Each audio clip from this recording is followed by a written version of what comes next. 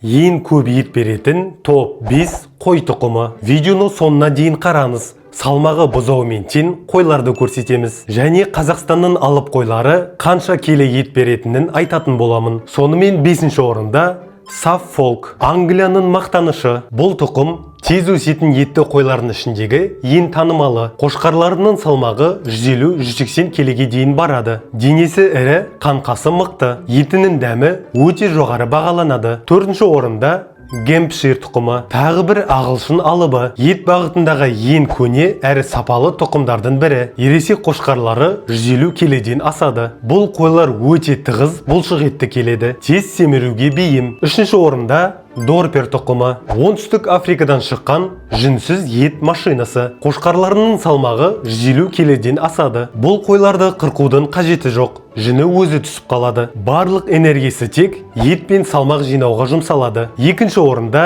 Texel тұқымы. Нидерландының бодибилдер қойлары. Салмағы 130-140 келі болса да, ет шығымы бойынша әлемдік лидер. Етінде май мүлдем аз. Таза бұлшық ет. Ет шығымы рекордтық 60-70%-ға дейін жетеді. Егер сізге агроконтент ұнайтын болса, агроменге жазылуға ұмытпаңыз. Ал 1-ші орында Гиссар тұқымы. Әлемдегі ең үлкен, ең алып қой тұқымы. Орталық Азияның мақтанышы. Салмағы рекордтық көрсеткіш 190-200 келіге дейін жетеді. Бұл үлкен алып, салмағы мен бойы жағынан кішігірім бұзаумен немесе үлкен мотоциклмен тең. Ал Қазақстанның қойлары қанша келі ет береді? Біздің елімізде Еділбай қойы мен қазақтың етті қылшықты жүнді қойлары нағыз чемпиондар. Асыл тұқымды Еділбай қойлары 160 келіге дейін салмақ тартады. Бір қойдан 50-80 келіге дейін таза ет және оған қоса 15-20 келі құйрық май алуға болады. Бұл